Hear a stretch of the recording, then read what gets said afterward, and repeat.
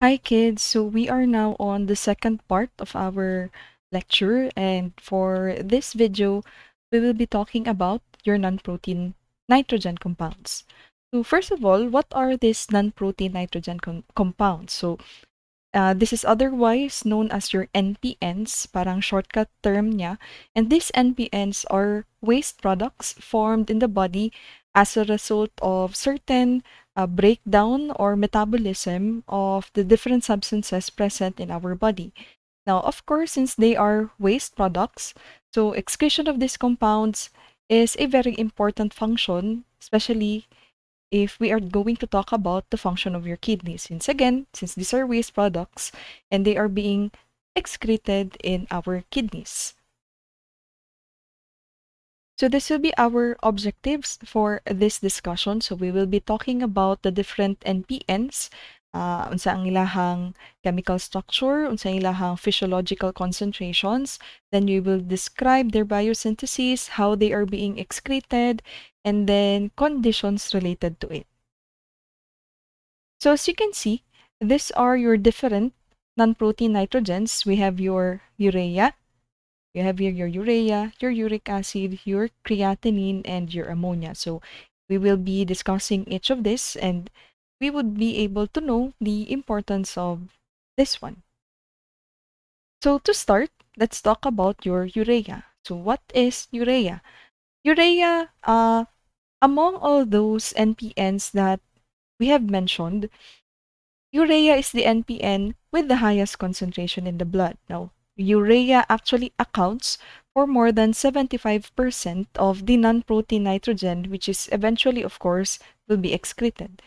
Now, urea comes from protein metabolism, meaning to say they are your major excretory product of protein metabolism. So, kumbaga, once protein are being degraded, are being metabolized, it is converted to urea, and then urea will be excreted out in the body through the kidneys and then will be present in the urine.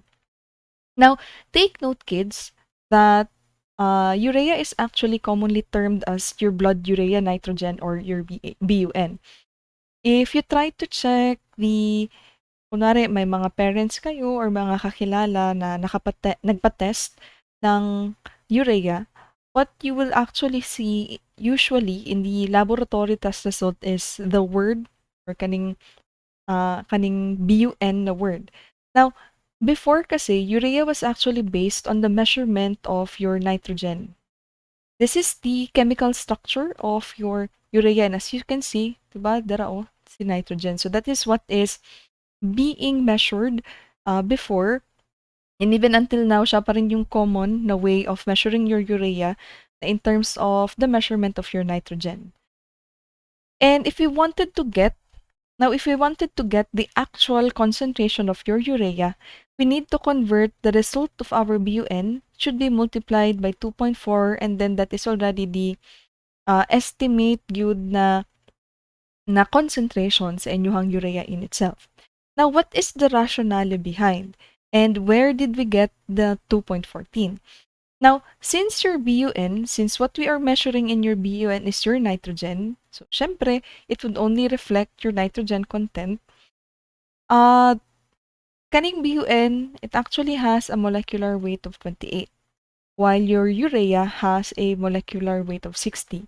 Now, if we wanted to get the concentration of urea as a whole, dili lang sa iyahang nitrogen content, but again, reflecting the whole molecule, so we need to multiply it by 2.14. Now, asa gikan si 2.14, bale, na ako'y na-search na it was actually from dividing 28, 60 divided by 28 na siya, and roughly it's about 2.14. So, urea is actually approximately twice than that of your BUN. So, that is why careful with these terms, especially if you are being asked whether sa quiz, exam, yun. So, careful with the terms. If you are asked for the urea concentration, then you need to compute for this one. Pero if naka-specify talaga na BUN lang, then BUN lang. Kung urea, then urea dapat. Okay? So, let's proceed. Now, of course, we need to understand how urea was formed. Of course, by the time your protein, kaya diba, as stated, urea is the breakdown product of your protein. We need to understand how was it converted from your protein until such time that it is being excreted to your kidneys.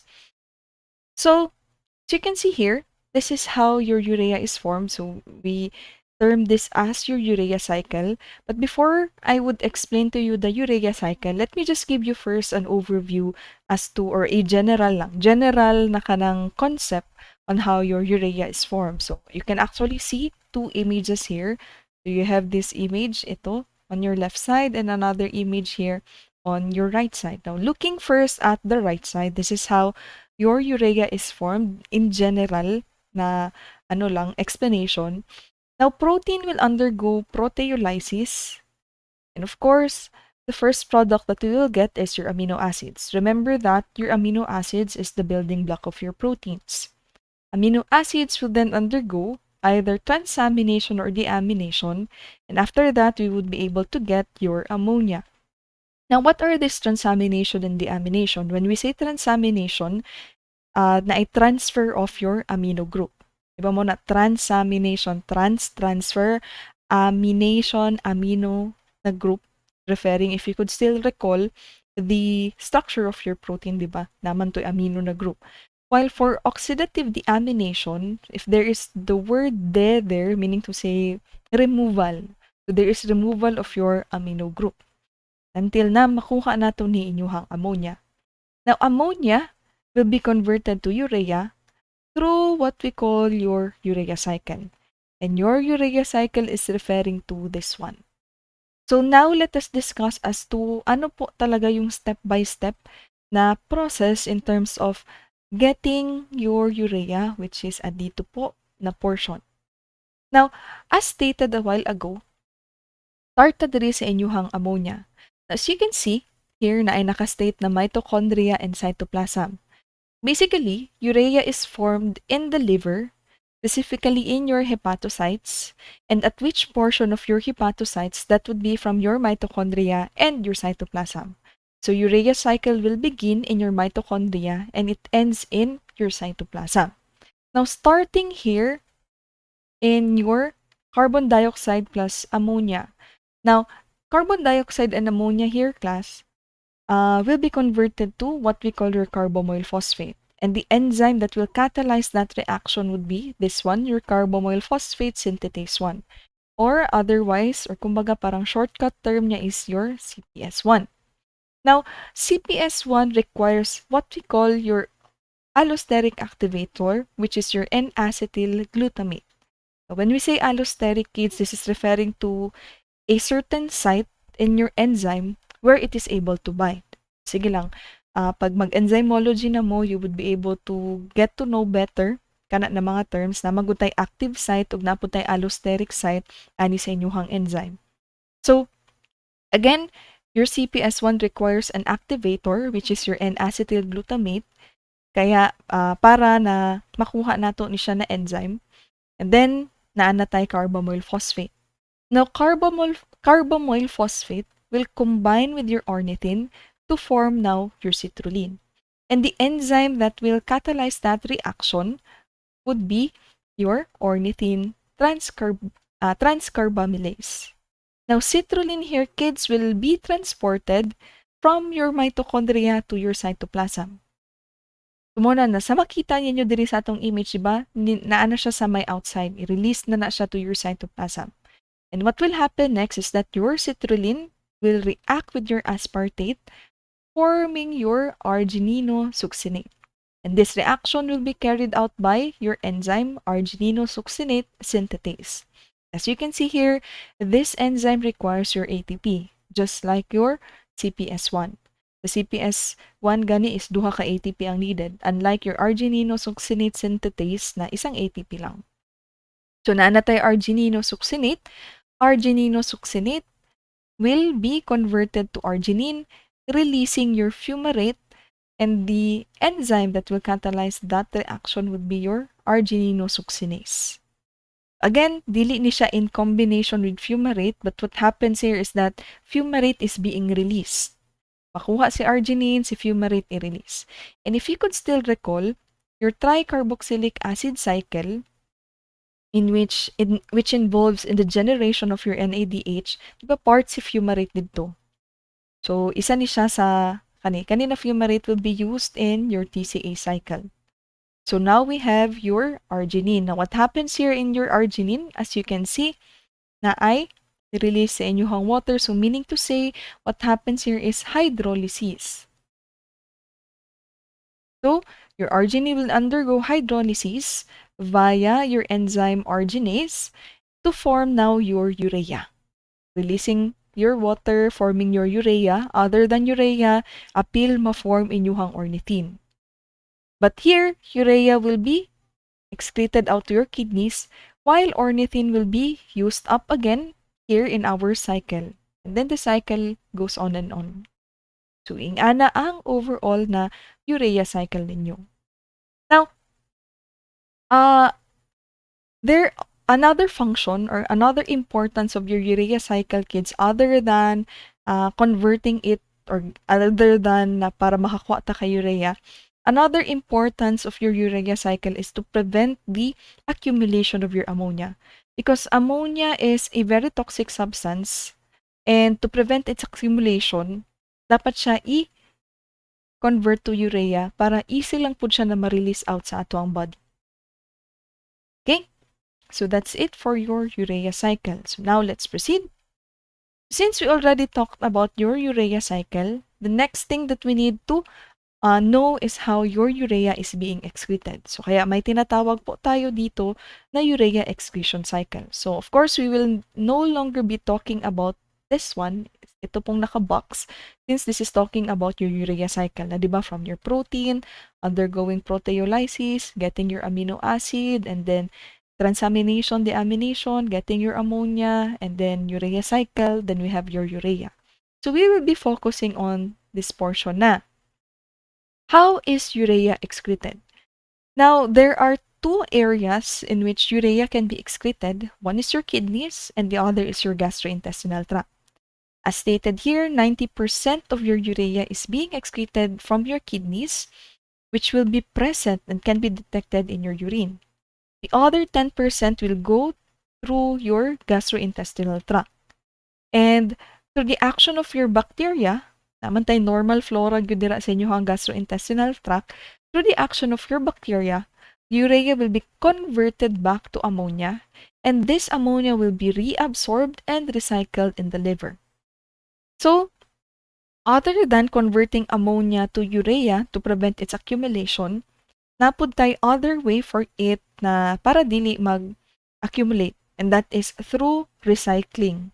Kumbaga, gamito na to balik si ammonia, maghimo ta og new na pod na mga amino acids and protein. Nga na ang way sa atong body. So that is for your excretion. Now, what will affect the concentration of your urea? So there are three things that we need to consider: the content of protein in your diet, the rate of your protein catabolism, and then your renal function and perfusion. Now, protein content of the diet and rate of protein catabolism is actually related in a sense that there is more protein.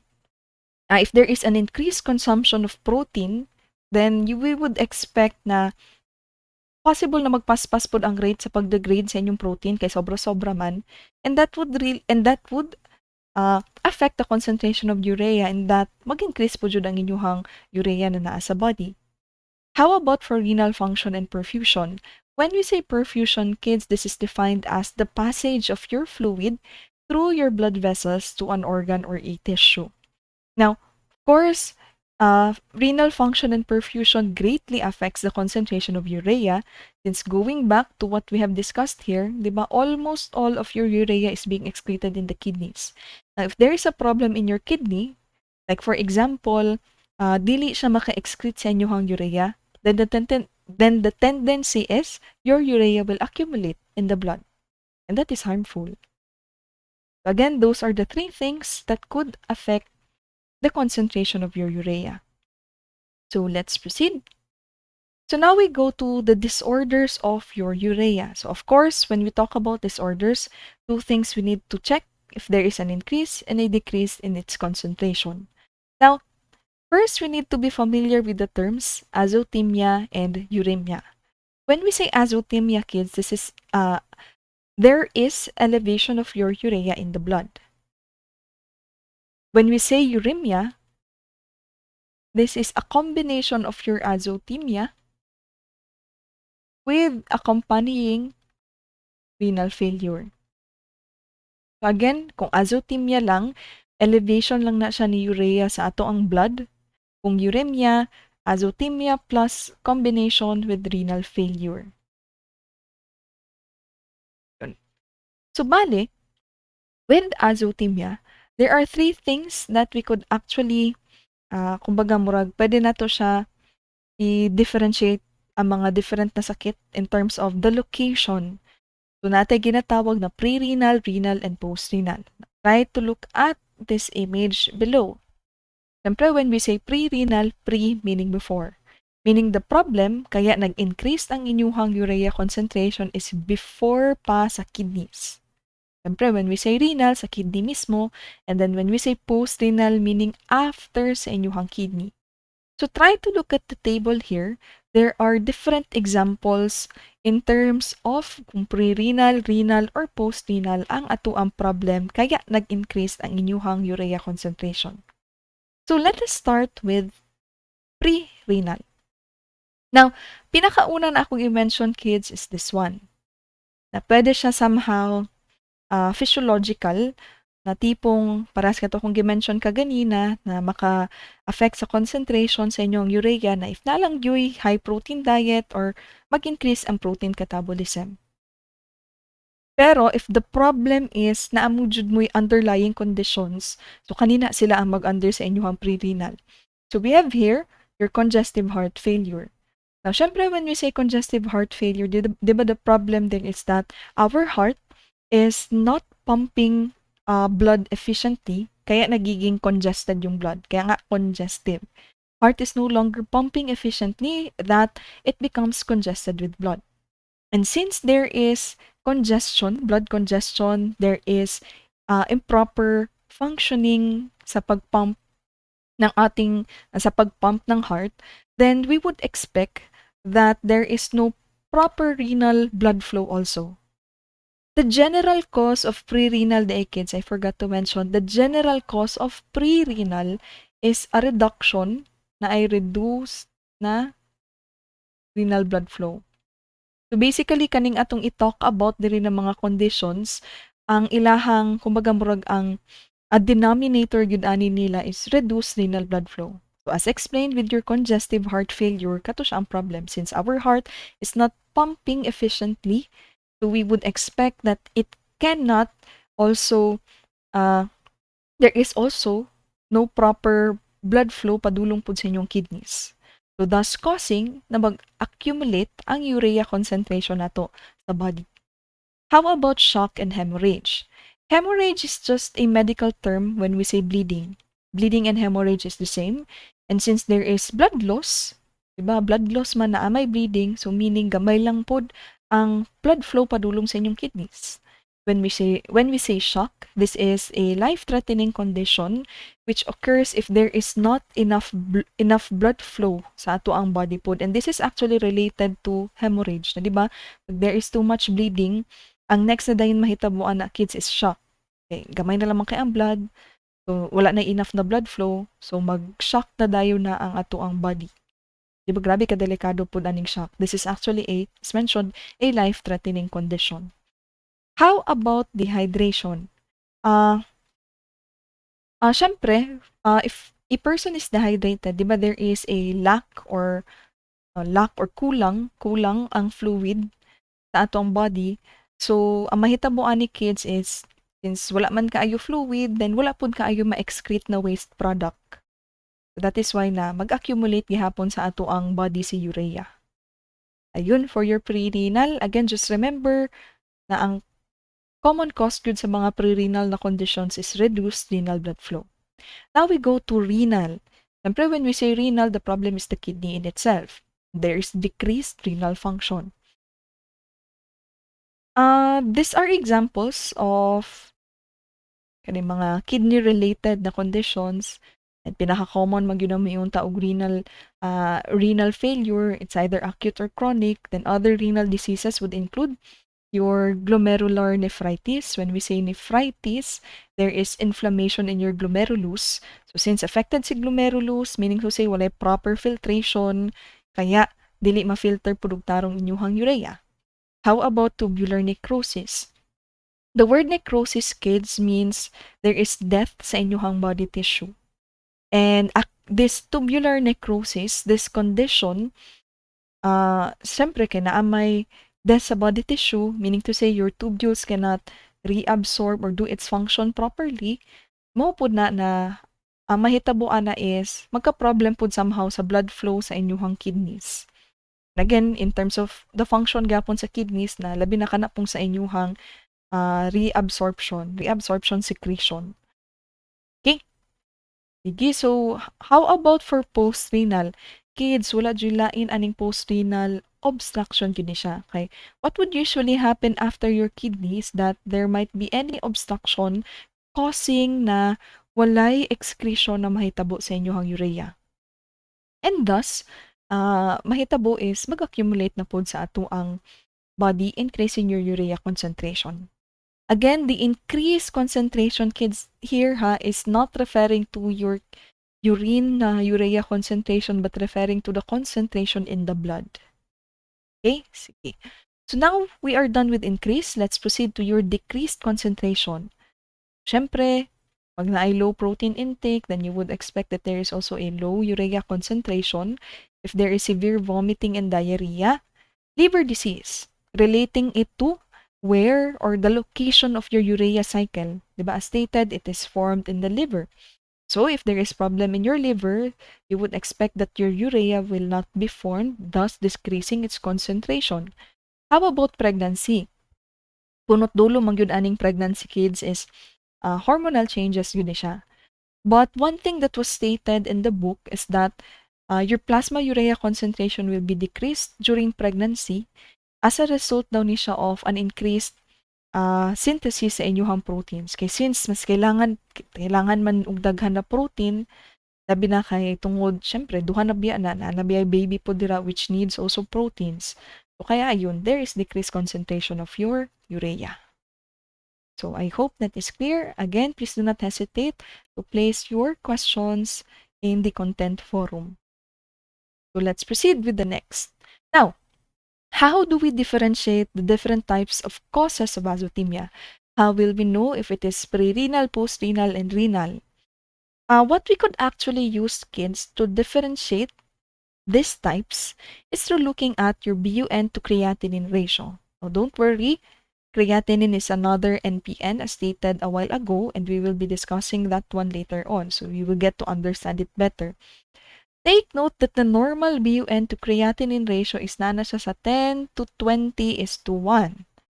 And of course, you would expect na mas taas yun.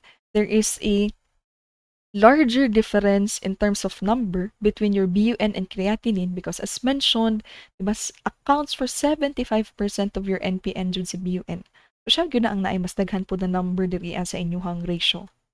So start with your pre-renal.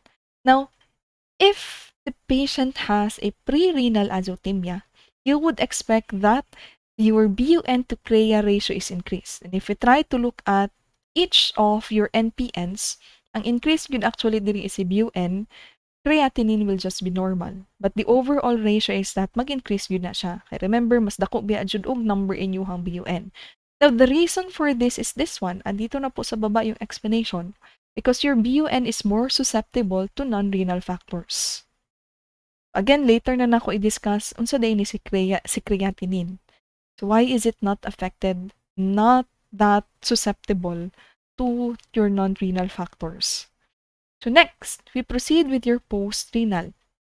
Now, for post-renal kids, there is still an increased ratio of your BUN to crea, but then if you try to look at each parameter, both na ni sila increased. So both your BUN and creatinine will be elevated. Why? Because we are looking at the excretion. Creatinine is also excreted in the kidneys. And if there is obstruction in your kidneys, which will, kumbaga na, which will entail na walay gawas gyud dira na mga substances kay obstruction man. So meaning to say, dili lang yun ni si BUN, pati si Crea apil. Kay walay excretion, then magstay, mag-accumulate sa ato ang body, increasing both of your NPNs. Now, how about your renal? Actually, kids, disclaimer lang po ani, with renal, it could either be decreased or it could also be increased. It could be decreased if kaning duha ang ato ang tan-awon, if there is low dietary protein or if there is severe liver disease, wherein, di ba, na-explain naman to na ako kaganina na since dara man sa inyong liver gina-create si urea, if na problem sa liver, di ba, gamay ang urea na ma-produce, then gamay po jud na ang ma-release or ma-excrete out dira sa inyong kidneys. But then again, it depends. Kasi we also have, di ba, we also have renal diseases that could actually also increase your BUN, increase your BUN to creatinine ratio. And to point that out, take a look at this one. Erasan ako ni, para maklaro. Yun. So, we could actually try to look at this one na in terms of kung mag-increase or decrease siya, try to look at, di ba dara the tubular necrosis, and then naagani diri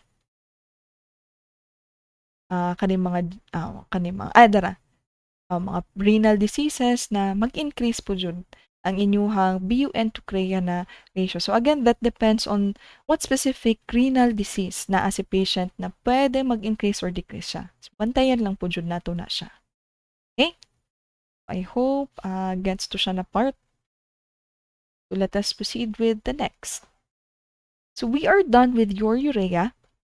Now let us proceed with your creatinine. So what is this creatinine? Creatinine is formed from your creatine and your creatine phosphate. Kids, different si creatine alone and si creatine phosphate. And these substances comes from our muscles. So, your creatinine, as stated here in the second characteristic, it is released to the plasma in proportion to your muscle mass. So since it is in proportion with your muscle mass, we would expect that the greater the muscle mass, the higher the creatinine in serum and in your urine. And we could actually look at, kumbaga, since muscle mass din naman yung pinag-uusapan natin, then you would expect that in the reference range of creatinine, iba ang reference range ng females, iba din ang sa males. Because of course, generally speaking, lesser mangyud muscle mass ang women compared to the males. So that is why different po jud ang normal range nila, depende sa gender. So, kidneys entirely excrete your creatinine, so it is directly proportional to your kidney function. Diba, recall our katong sa atong first part sa atong video lecture na naatay clearance test pod ani apil na inyong creatinine. So creatinine, since it is entirely excreted, therefore it could also help us predict, or not predict but actually check if our kidneys are functioning well. So one thing to take note also is that other than gender, in terms of kanin sa muscle mass yun, other than gender, we could also, what could also affect muscle mass is pwede po age. Siyempre, di ba, i-compare ninyo ang muscle mass sa mga bata compared sa adult, siyempre, mas dako jud muscle mass ang adult, and sometimes pwede po yun daw ang race. So, kanina, 3 things that could affect muscle mass, but then again, it is not dependent on it. Thus, between urea and creatinine, mas nindot na filtration or clearance test si creatinine and mas common siya na ginagamit. Uh, other than it is not affected by these things, Kasi si urea, di ba, daghan kay maka-affect sa iya, labi na ang protein na diet. Creatinine, dili po na siya affected, ana. Kaya again, sa muscle mass lang, sa muscles, gyud manggod inyong creatinine. Relatively constant po ang creatinine nato sa serum. If you could still remember our criteria na, di ba, dapat constant ang iyahang level sa serum, check si creatinine, ana, because again, creatinine is constant, and that, mm, and yun na nga, it is excreted in, rather than excreted, it is being filtered in the glomerulus, and it is not reabsorbed. It is neither reabsorbed nor secreted. So, katuto atong third na advantage ni creatinine kung mag-clearance test man ta ani sa iya, ha, basing on it on the criteria that we have mentioned in the previous video, that your creatinine is filtered in the glomerulus and it is neither reabsorbed nor secreted. That is why between urea and creatinine, gwapo na gyud ni si creatinine na way of checking if our kidneys is functioning well, especially your glomerulus. So, now let's talk about how your creatinine is also formed. So, start na with creatine. Kasi di ba, katong gi-mention nato kaganina, diri biya gyud na first, or diri gyud gikan ang inyong creatinine. So, let us talk about first how your creatine is formed. Creatine is actually synthesized from these amino acids, your arginine, your glycine, and let's include your methionine. Kasi as stated in the book, mo ni siyang tulo kung asa gikan ang inyuhang creatine. Now, these 3 amino acids will undergo transamination. So meaning to say there will be a transfer of your amino group, forming now your guanidinoacetic acid. Now, guanidinoacetic acids, kids will undergo another process which we call your methylation. Methylation meaning to say na atay methyl group na i-add sa iya, ha. Asa ta magkuha ani na methyl na group from this substance, your S-adenosyl methionine. So there siya ang mag-provide ana sa ato og methyl na group, and then forming now your creatine. There are actually 2 enzymes involved here in the whole process. So kani from your amino acids undergoing transamination to get your guanidinoacetic acid, the enzyme that will catalyze this reaction would be your kanina iyahang shortcut AGAT, agat, your L-arginine, glycine,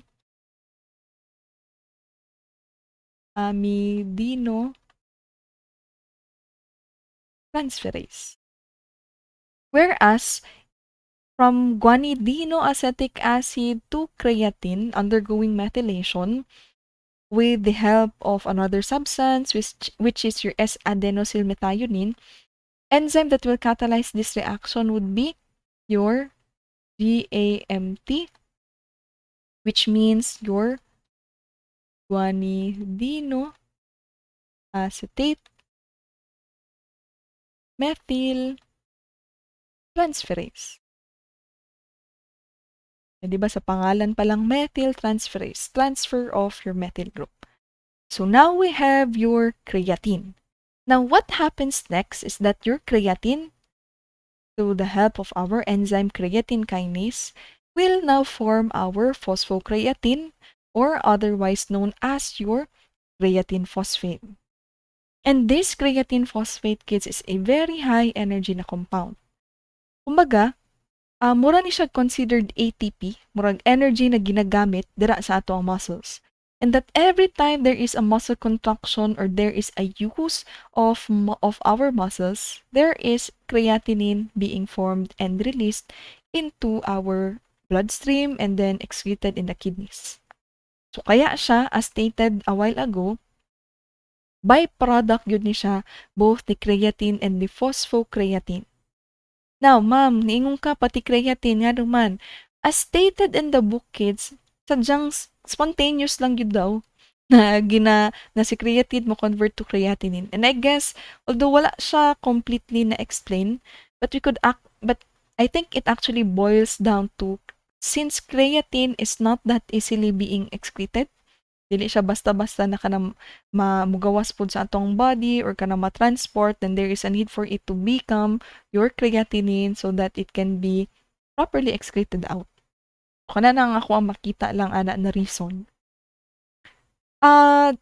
Just to add regarding your phosphocreatine, let me just state its function.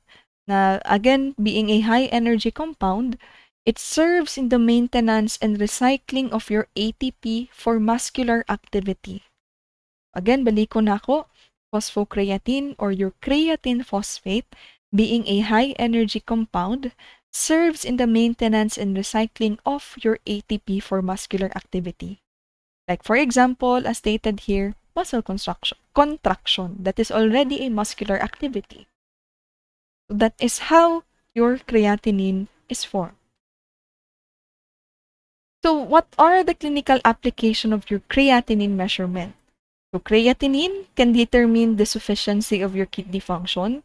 It could also determine the severity of your kidney damage, and it could monitor the progression of your kidney disease.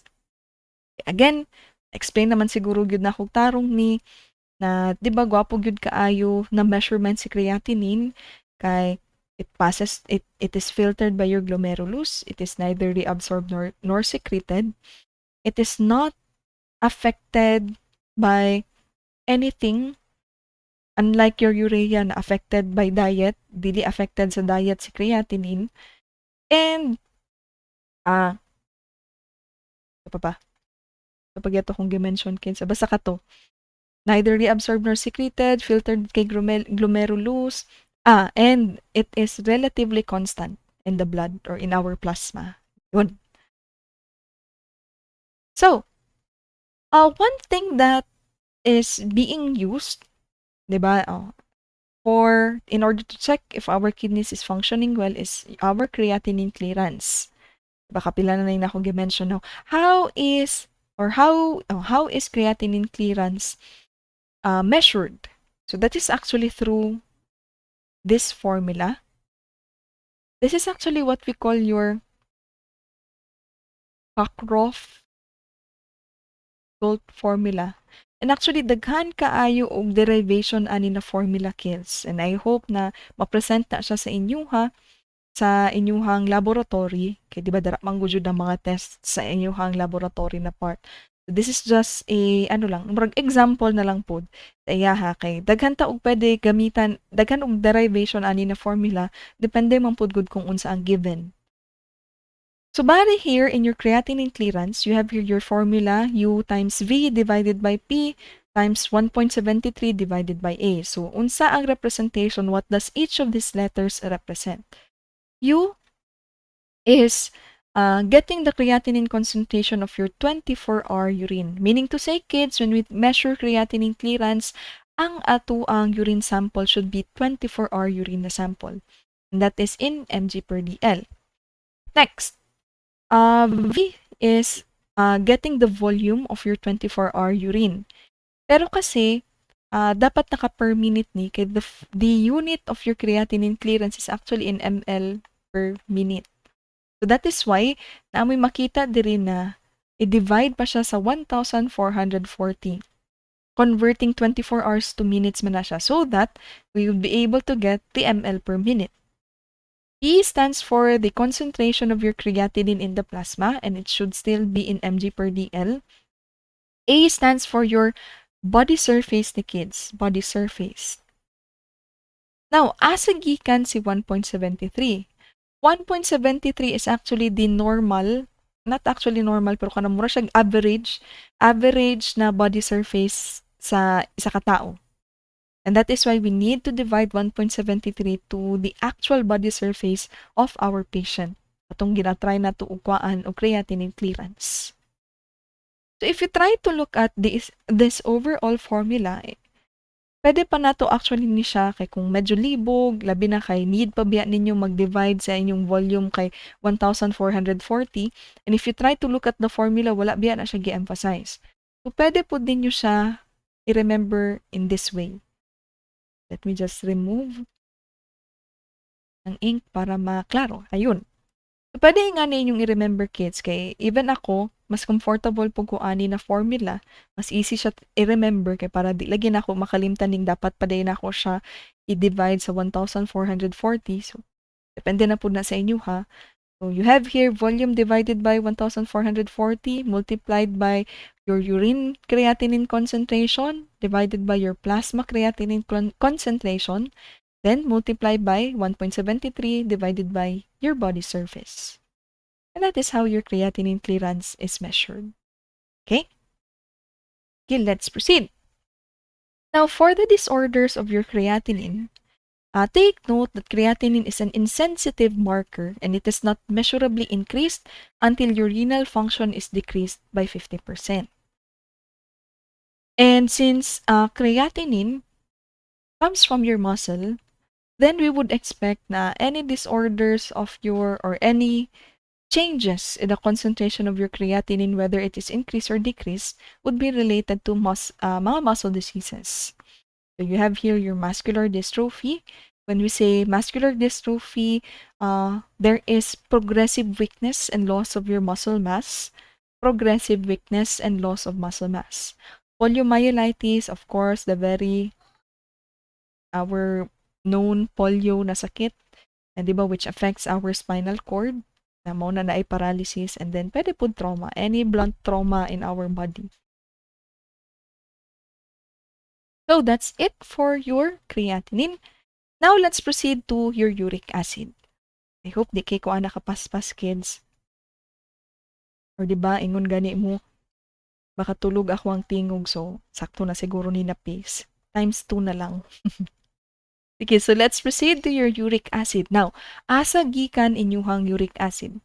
Uric acid is the product of your purine nucleic acids.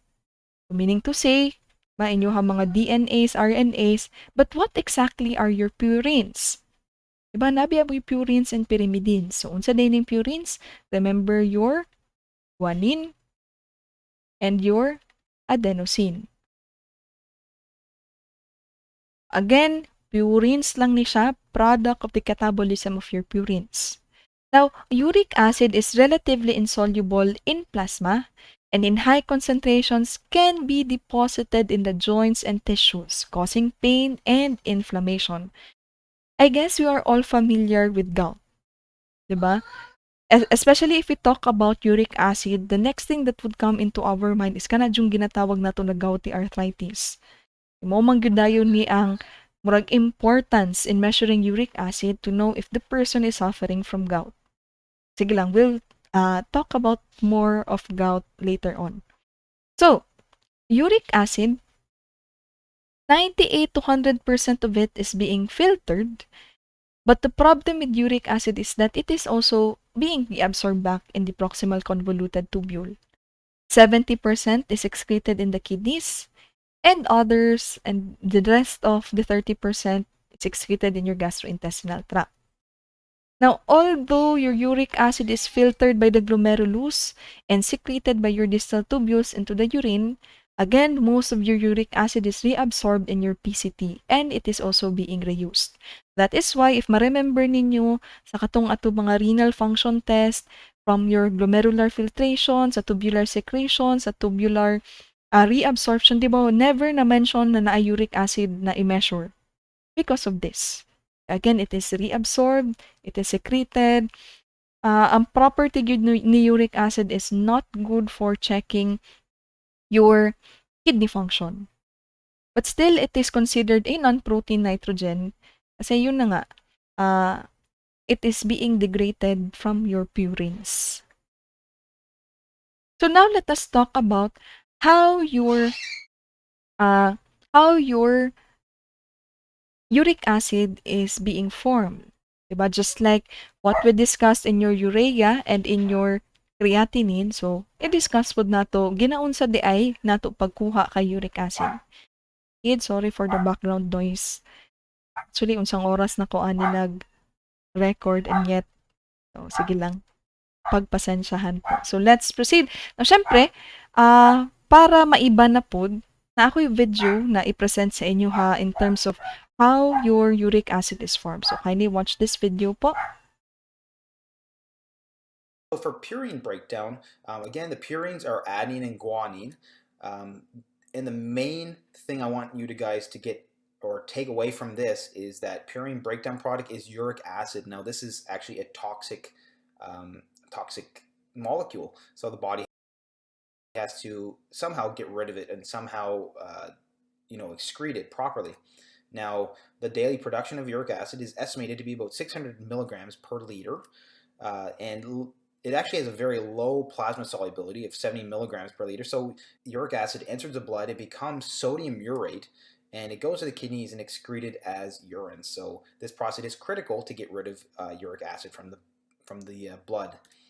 Now, the purine breakdown pathway actually starts with AMP. So AMP can get processed to adenosine. AMP can actually be also processed to IMP as well via an enzyme known as AMP deaminase. And as you can see here, an ammonium ion is actually produced from this reaction. As well, adenosine can be processed to inosine via an enzyme known as adenosine deaminase. And again, an ammonium ion is produced. So again, we know ammonium, we need to get rid of that, and that's done through the urea cycle. IMP can actually be reprocessed into inosine, and then inosine can actually undergo another reaction to become hypoxanthine via the enzyme purine nucleoside phosphorylase, and in so doing, it actually releases a ribose 1-phosphate.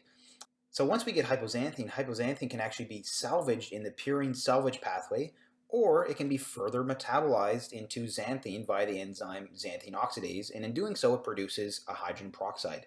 Now, xanthine can be further processed again by xanthine oxidase to uric acid, and again producing another hydrogen peroxide. Now, this is the critical enzyme where allopurinol, a drug commonly used for gout, is actually important. So allopurinol is an inhibitor of xanthine oxidase, so that means that we actually don't metabolize hypoxanthine to uric acid, so it actually reduces uric acid levels when you take allopurinol. So this is the mechanism by which allopurinol acts. Now, the other purine, GMP, we never talked about that yet, but that can be processed into guanosine, which can then be processed into guanine via purine nucleoside phosphorylase, and again, it releases a ribose 1-phosphate from the reaction. So once we get guanine, guanine can actually be salvaged by the purine salvage pathway as well, or it can also be further metabolized by the enzyme guanase, releasing another ammonium ion, which then xanthine can also again be acted upon by xanthine oxidase to give you uric acid. So both GMP and AMP both lead to the production of uric acid.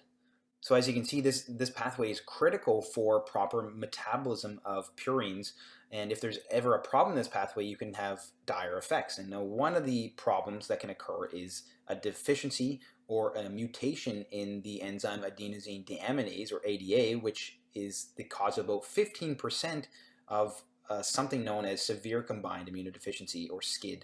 So just be aware, guys, that there can be problems in this pathway that can be critical to proper body health and homeostasis.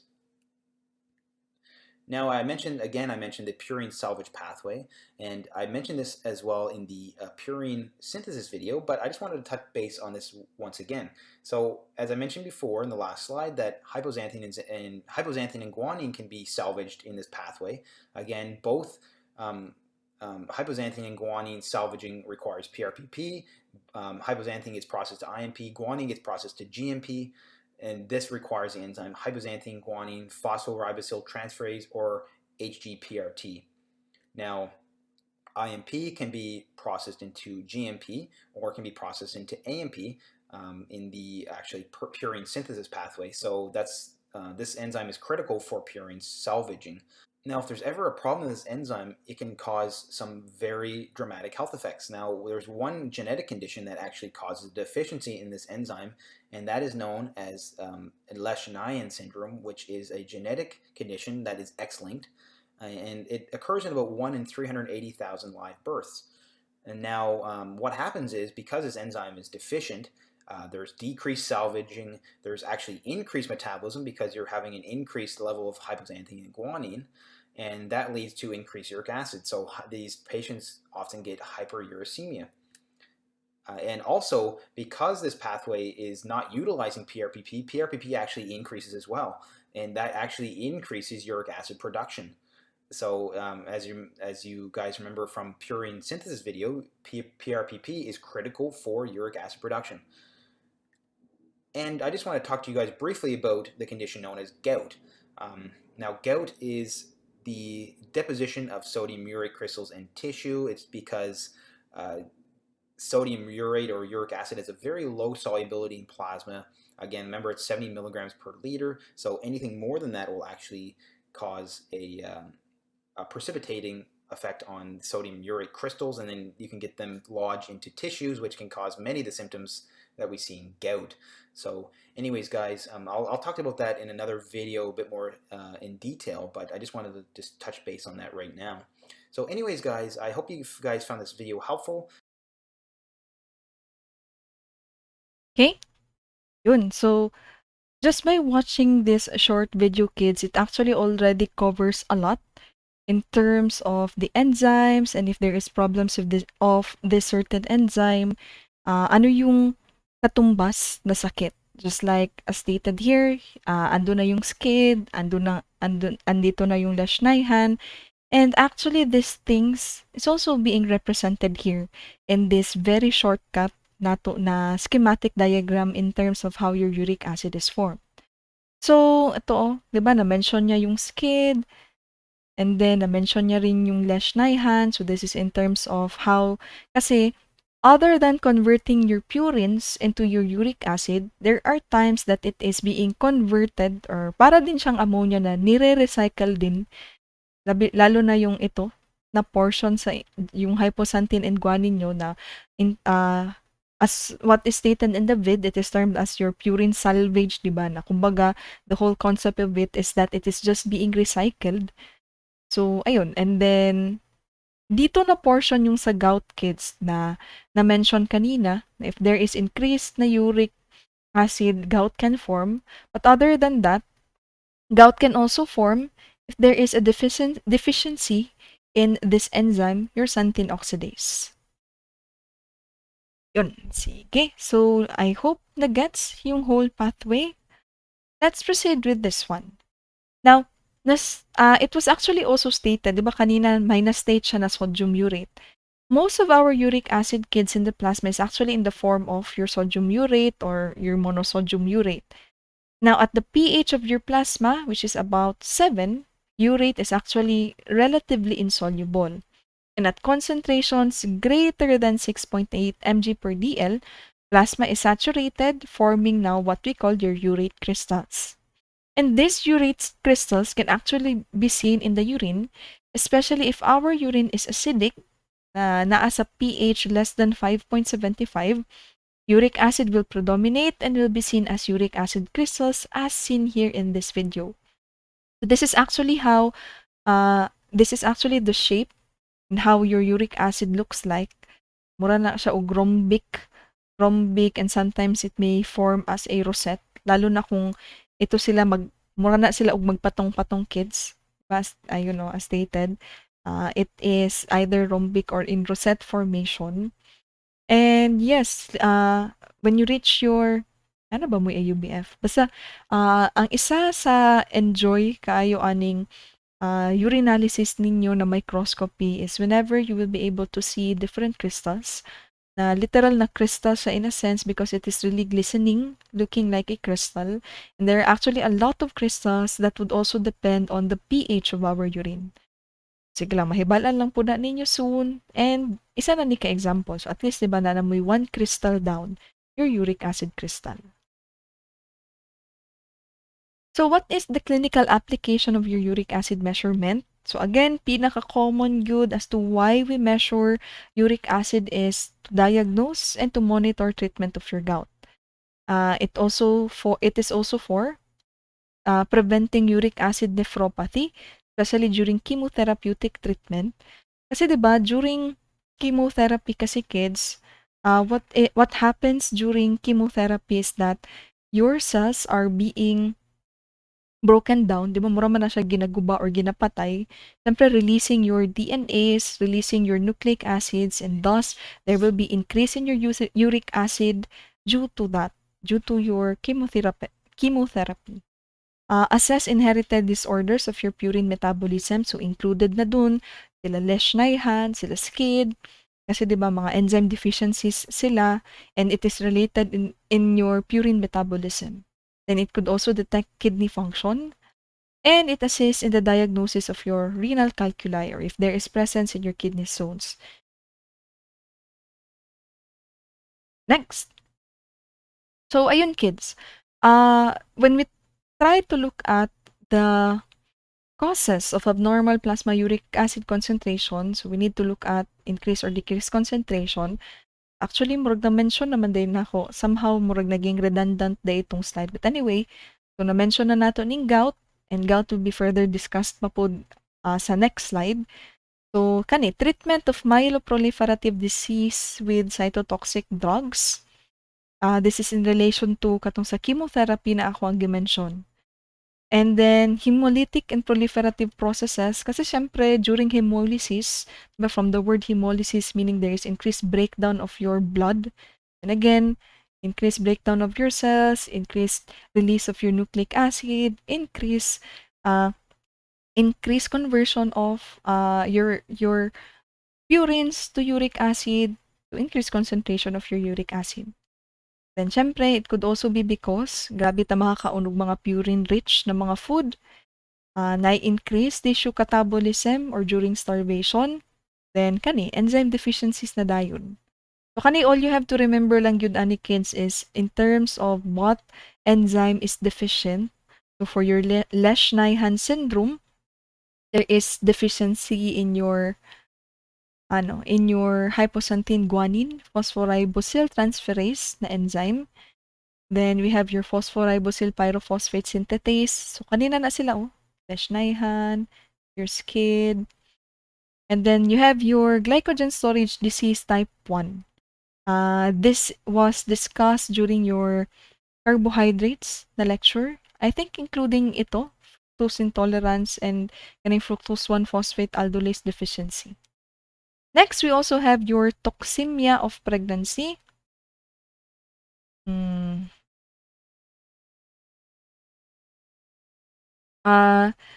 relation to toxemia and including kaning lactic acidosis kids, as stated in the book, kaya nag-increase yung uric acid concentration here because there is a competition for the binding sites in your renal tubules. Again, as stated in the book, kaya lang naman nag-i-increase yung uric acid concentration dito kasi there is a competition for the binding sites in your renal tubules. So meaning to say there is no proper excretion, reabsorption, and secretion of your uric acid. Thus, there is a tendency for it to accumulate in the blood. Then you have your chronic renal disease, and then drugs and poisons.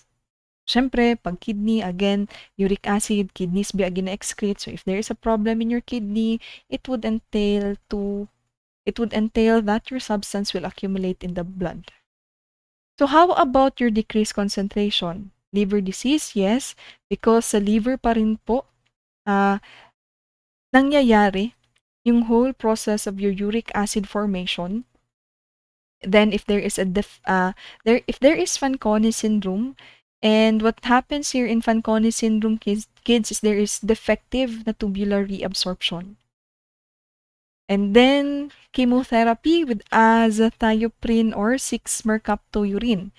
The action of these drugs, your azathioprine and 6-mercaptopurine, the action of these drugs is to inhibit the formation of your purine. And syempre, if there is, syempre, kaya ang gina-inhibit man kaya ang purine na formation, thus, wala po'y uric acid na ma-form. And then, over-treatment with allopurinol. As stated in the video, allopurinol is used as treatment of gout. And if there is over-treatment, or over-treatment, or kanang nasobraan mo og sige take aning allopurinol, dara na gani, over-treatment, Yun. So, syempre, your uric acid concentration would also be decreased. Okay. Yun. Na-cover natin lahat. So, let's proceed. So, now let's talk about gout. Gout, as stated, that is due to the increased concentration of your uric acid, or it could either be because of a certain enzyme deficiency, pero mas common yun siya sa hyperuricemia. Now, gout is found primarily in men, especially when you reach the age 30 to 50 years old. Now, the reason why it is more common in men, kasi women in general, manggod daw kids, na lower uric acid na level. So, kaya mas prone yun daw ang mga lalaki. Men can be 3 times more likely than women to get it because they have higher levels of uric acid most of their lives. Diyan lang or nagiging at risk or prone si women na magka-gout, especially during menopausal stage. Now, during gout, there is pain and inflammation of the joints due to the precipitation of your sodium urates. But remember, as stated a while ago, na inyo ang mga sodium urates kay insoluble biya po jud ni sila. So there is a tendency po jud na mag-accumulate sila and dara jud na usually sa inyuhang mga joints. Pinaka number one na murag signs and symptoms na naagid mo'y gout, kay kani jung ang mag-inflame ang big toe gyud ninyo sa tiil. Kana gyud na dara pinakauna mag cause og inflammation sa kaning sa inyong big toe na portion. And here in gout, your plasma uric acid is usually greater than 6. Basta again, more than your normal range. Normal range man gud sa inyong uric acid kung sa babae, that is 2.4 to 6 mg per dl. Sa lalaki, that is 3.4 to 7. And if it's more than that, then probable na magka-gout. Now, it can also form your renal calculi. Kumbaga, there is daghan kayo ta og different types of kidney stones kids. Klase-klase na siya na depende sa mo na ang isa sa ginabuhat if ever man na naay kidney stone na tanggalon na ni-examine is to know what kind of kidney stone it is, na kung unsa siya na specific substance. And then gout also has this what we call your tophi formation. Kaning makita ninyo kanina image, this is already an example of your tophi formation. When we say tophi formation, it happens when your crystals, especially your sodium urate or your uric acids, build up around your joints, and that your tophi would often look swollen, swollen and then bulbous ang growth, labi na sa joints, just under the skin. As in nga, bulbous or kanagong tumbok yun siya. Nga na. So to further understand how gout is formed, anything about gout, naapo ko'y video na i-present ani sa inyo ha, kids. So kindly watch this video.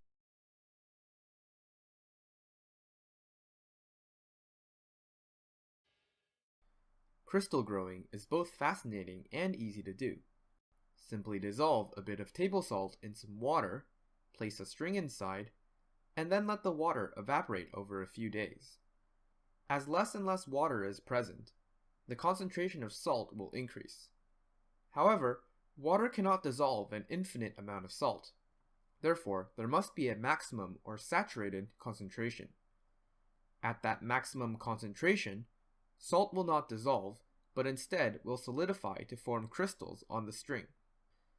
This is an awesome phenomenon to show your friends, but imagine if crystallization occurred within your body. In people who have gouty arthritis, or gout, a compound known as uric acid begins to form crystals inside joints, which leads to intense pain. In fact, the pain is so severe that many who suffer from a gout attack describe that even the weight of a bedsheet on their affected joint causes excruciating pain. What's the reason for the formation of these crystals?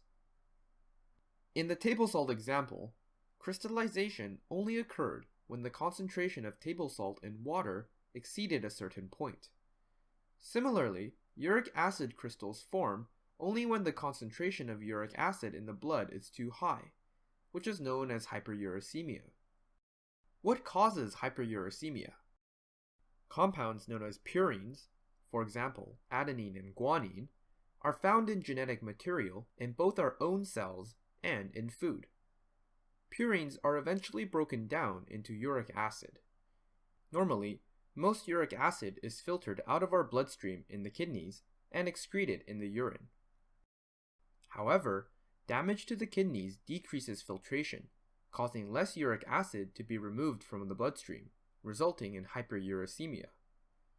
Mutations in membrane proteins in the kidney that transport uric acid, such as URAT1, can also cause hyperuricemia.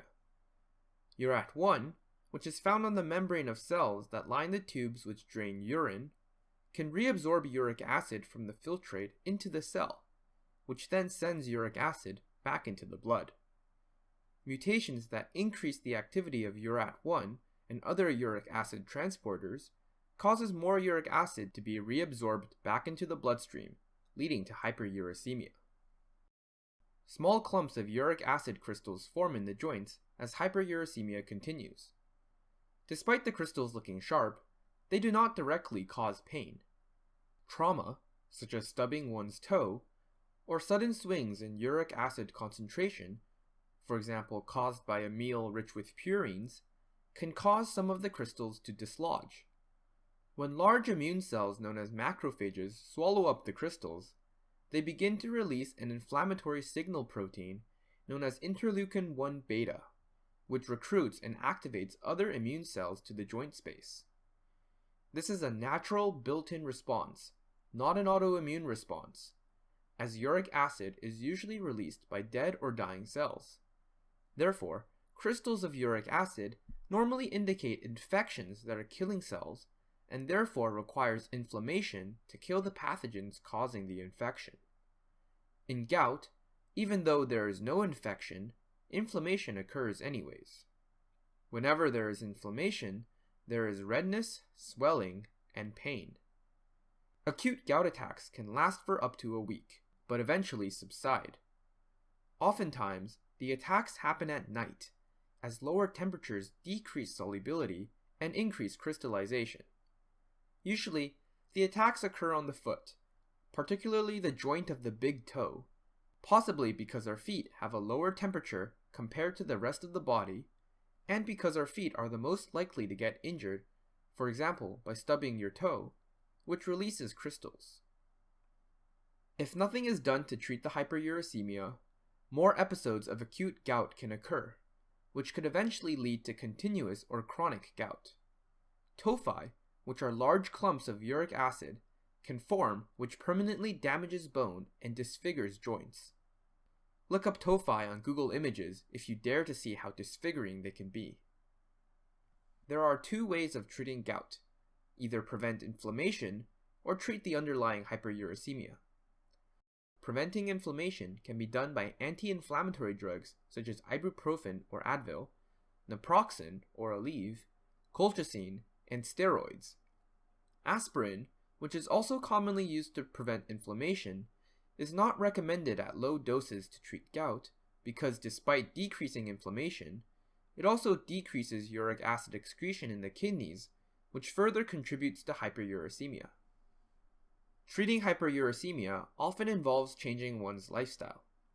Excess consumption of meat, seafood, alcohol, and fructose, such as in candy and pop drinks, are all linked to gout, possibly due to increased purine content or activation of purine breakdown. In fact, gout was originally known as the disease of kings, since in the past only royalty was able to excessively eat these food groups.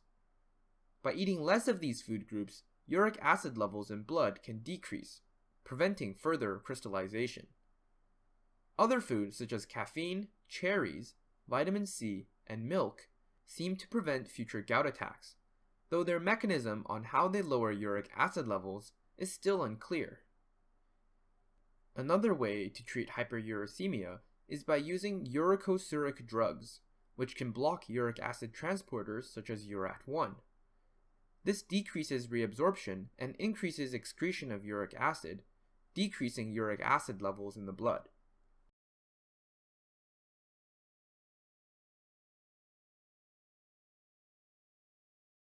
Okay, 'di ba? Ang ganda ng pagka-explain ng video. It even started with picturing out salt formation before exactly going to how your uric acid crystals are formed. And imagine gouty arthritis kids as stated in the vid, na di ba ningon pagani siya na even a bedsheet na maigo lang sa inyuhang joints could already be very painful. That is why careful ang putaana. So of course, I hope you listened to this video well. Dagan kay siya og na-cover, na wala po na ako na-mention. Just like for example, kaning sa inyong mga transporters, it could also it could also contribute to why there could be an increase in our uric acid concentration. And then, remember those treatment, even ang treatment, di ba, na-cover po jud niya. So, remember everything that is stated here in the video. It is really very helpful. Sige. So, that is for your uric acid. Now, we go to the last portion of our discussion, which is your ammonia. Now, of course, medyo na naman tayo mga ginagmay, medyo nakaano naman ta gamay aning about kay ammonia because ammonia and your urea is somehow related or dili they somehow kundi they are really related.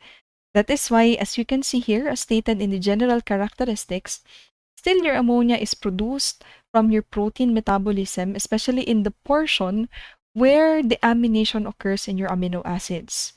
Now, ammonia exists as ammonium ion at normal physiologic pH, and a free ammonia is toxic. Diba na-mention ako ni sa inyo na yun na nga, kaya dili pwede na naay ammonia, mga free ammonia na mag-roam around sa ato ang body. It's because it is very toxic and of course, it would affect our body. And then, ammonia is consumed by the parenchymal cells of the liver in the production of our urea. So this is how your ammonia, this is the chemical formula of your ammonia. Ito yung sinasabi ko kanina, kids, di ba, na-mention na ako na recall the basic structure of your amino acid. Na, di ba, naamo aning amino group, napod mo aning carboxyl na group, and then naamo ka tong sa side chain. In which, sa deamination o transamination, what is affected is the amino group lang. So for the biochemistry of your ammonia, it is produced by bacterial metabolism in the lumen. Diba remember, the urea, agi o gastrointestinal tract, and through the presence of the bacteria, the normal flora in your GIT tract, it can be converted back to ammonia. Now, ammonia results from anaerobic metabolic reactions that occur in skeletal muscle during exercise.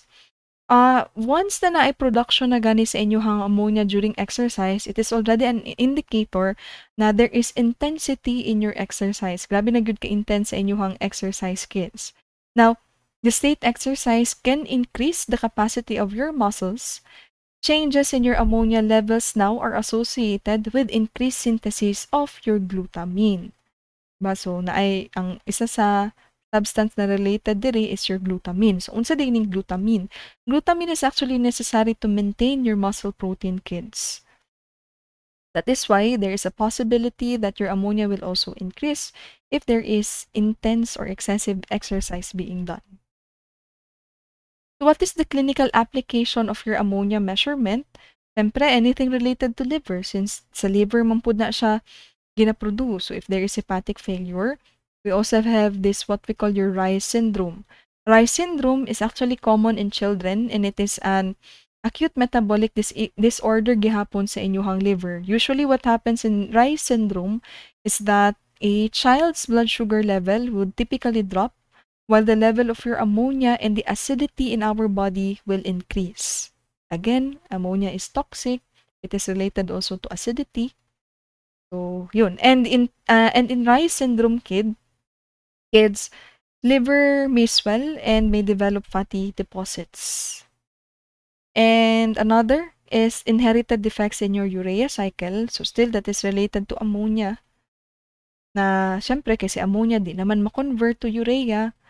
If there is enzyme deficiencies, pag mga mawala ganing ni isa lang ani na mga enzymes ninyo kids, ammonia will already accumulate.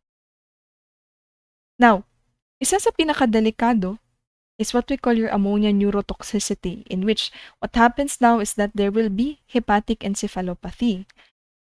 What causes hepatic encephalopathy is when is when we have certain liver diseases in which our liver will struggle to filter mga toxins out sa ato ang body and including converting ammonia to urea. So these toxins, this ammonia will accumulate in the blood. And since mag-accumulate man siya sa blood, there is a tendency that our ammonia, since syempre magsuroy-suroy sa atong bloodstream, and in the bloodstream, pwede siya moabot sa ato ang brain, and it would temporarily or sometimes, kung dili gyud ma-treat, it can permanently affect our brain function. That is why natin ginatawag na hepatic encephalopathy. That is due to the accumulation of your ammonia and ammonia reaching our brains, affecting the normal processes of our brain. So that's it for our renal function, and this is the end of our discussion. Thank you for listening, kids, and I hope tagan pud mo og na learn.